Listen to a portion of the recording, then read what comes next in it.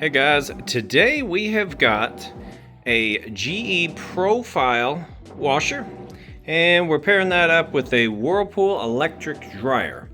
Now the nice thing about these GE Profiles is they're nice and quiet, and even on a quick wash setting with the deep fill, you can see it uses just about full submersion. And how these new style work is as they agitate, everything gets pushed up through the middle and it kind of vortexes its way around down the sides and then back up through the middle.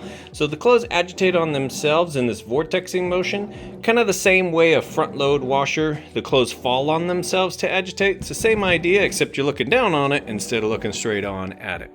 Does a really good job getting those clean. Now you get even a little bit more water if you went with like a towels bulky or this power clean setting, but then that jumps the load cycle up over an hour. Some clothes need it though. And then of course you can control all your different settings here. So you have temperature control, so you can control how hot, cold the water is going to be. Soil, this is going to tell the machine how long to put it in that wash cycle, like how dirty the clothes are. It doesn't have anything to do with how much water it's going to use. And then you get to control the spin speed as well. So something to note here, the heavier the load, the slower you want it to spin. The lighter the load, the faster it can spin. That's straight out of the owner's manual. Little tip there for you. And then let's see, you've got your rinse. Now if you wanted to do a rinse with this much water, so if you're going to use fabric softener, which I do not recommend, but if you're going to, you want to make sure you have it on this deep setting here with extra water. So that's going to give you more water to help disperse some of that fabric softener, which is like glue in these machines, and I don't recommend it. I just recommend throwing in an extra dryer sheet with your clothes. That gets them nice and soft. And that's pretty much how this washer works. Another tip for you when you're trying to figure out how do you do your laundry.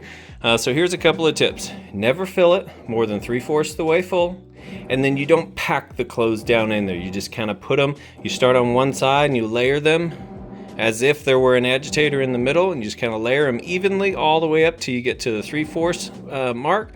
And then right there is where you're going to call it good. Then you would set your settings depending on what type of load you want.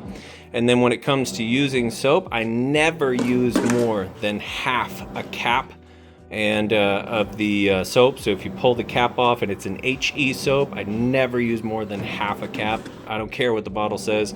Half, sometimes a third is all you need to get your clothes clean. People way overdo it on the soap, and that soap just ends up stuck to the insides, which I go and clean all of that out.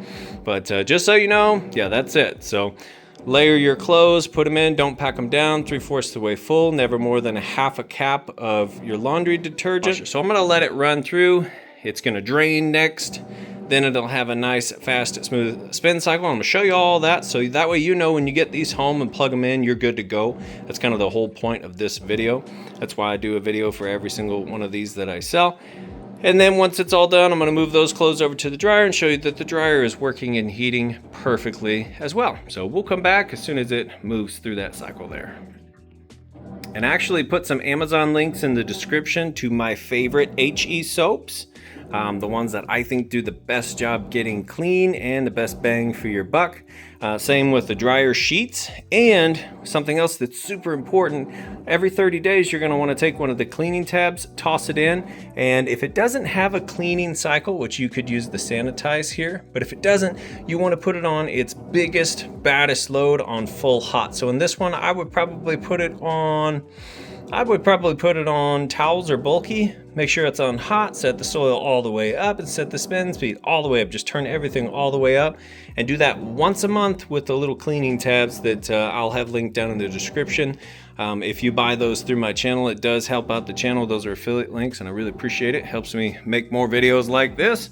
And okay, drain's running now, draining that water out nice and fast. You got a real nice long drain hose on the back there. And then I highly recommend some new steel braided washer hoses. I'll drop a link in the description for those as well.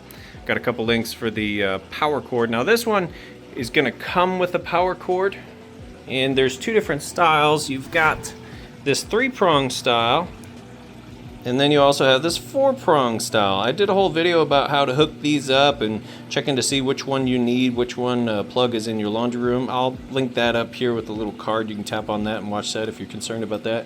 But I got links for both of these as well. That way, after watching this video, you kind of know how these work, how to do your laundry, and what all you're gonna need to go ahead and get them hooked up. Okay, so now we're back to this GE Profile washer. Now with deep fill selected, even on quick wash, we're getting full submersion for that rinse cycle. It's just getting started. It's gonna start vortexing those clothes for the rinse cycle now. But just an FYI, with the deep fill on, you get full submersion through the full quick wash cycle, which is how I... All right, now it's getting started with the balancing and the spinning. And it's very common for this thing 3 or 4 times to kind of get going slow and kind of speed up slow as the water drains out, and it's self-balancing that way. Now another tip here, super important to make sure that you have all 4 legs on this thing pulled out and level. So you take your level and you put it on top here and make sure it's level front to back and side to side. And then once you've got it level, you take your wrench and you go to each of the 4 legs and back it out like a 1/4 of a turn to make sure it's nice and snug. Because if you have one leg, even one that's not snug, it'll give some play and can make this hard for the machine. Did you see it going there? No problem getting balanced and right up to speed.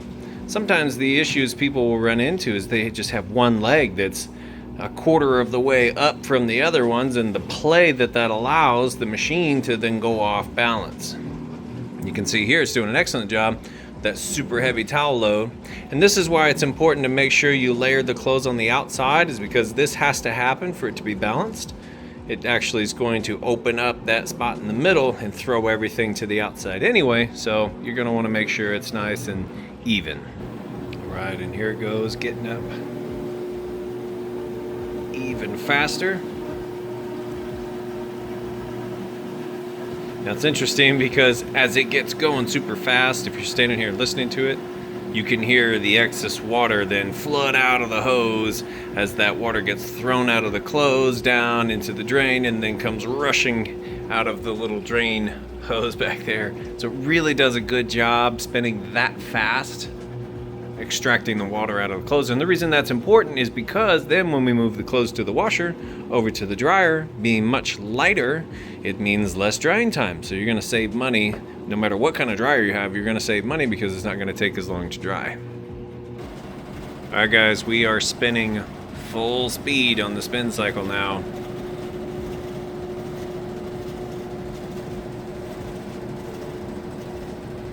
Little pro tip here for you. If your machine is spinning and you've got like a wop, wop, wop, wop, wop noise, make sure your drain hose is not up against the back, because if it is, it'll get to making noise like that as it gets going. So you kind of secure it to the wall, and that might take care of that mystery noise or the whacking or banging noise.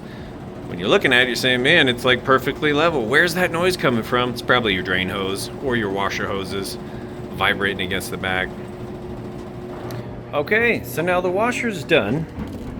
Cleaned and cleared out. You can see that's got a huge tub on it. Lots of space there.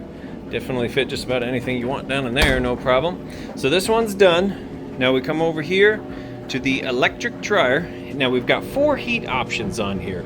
You can actually use this selector to tone down the heat if you got a delicate item, but you've also got a 4th option over here for air only. So no heat option here, super delicate items. And then you've got an automatic dry, and that has the wrinkle shield. So what wrinkle shield is if you put it on here on automatic dry, when it gets to wrinkle shield, then it's going to kick on for a while, then kick off. Kick on for a while and kick off. So it's about 10-minute intervals for 90 minutes. This gives you that extra hour and a half to basically come back and fold up the laundry later without the wrinkle setting in. This is your procrastination setting. This is for me, this is for lazy people who forget all about their clothes and need a little extra time. So it's an awesome setting. And then you can also turn the buzzer on and off, your little cycle there, turn that on and off. Here's your lint trap, so you wanna make sure that gets cleaned out before each and every load, because as long as this is clear, the air can flow through and your clothes will get dry, and the proper amount of time. If you forget to change this out, might take 2 times to dry your clothes instead of 1. So super important that it gets cleared out. And that's basically it. So guys, for us, we can just put it on the 70, no matter what's in there, let it rock and roll on high, and that's how we do it, right? That's all you need to know. For everybody else, you might want to look into these, but that's a short run breakdown on how it works. Okay, now I'm going to show you that it is in fact heating like it's supposed to. So you can hear it tumbling, you can hear it running. Nice smooth operation. On the top of the dryer here, it's about 82 degrees. On the floor, it's about 69 degrees. So what we're going to do is I'm going to shoot this on the inside and show you that it's nice and hot on the inside. So that right there is the hottest part, because that's where the heat comes out. The inside of your dryer is going to heat up anywhere from about 95 all the way up to 195 when it's rocking and rolling. But when these are almost done and it's on that wrinkle prevent setting, it's probably just going to be around 95, just kind of keeping those wrinkles from setting in. But so the air kicks out here with heat, mixes with your clothes, and exit right there, which is where the lint trap is going to catch the lint. And then the air goes down and out and exits out the back of the dryer. So it's the last thing I'm going to show you here real quick. For the back of the dryer, you are going to need one of these. And I've got a link in the description to one of these kits that I think it's a 6-footer, or you can buy it in 4, 6, or even 10-foot lengths. But this will expand out. And so one part of this goes on the back of your dryer here, right there. And then the other part would go onto the wall in your house or your apartment or wherever. And that's how that would work right there. It's also going to make it a lot quieter too. You can hear it when it's running. You can hear the blower motor kicking the air out of the back.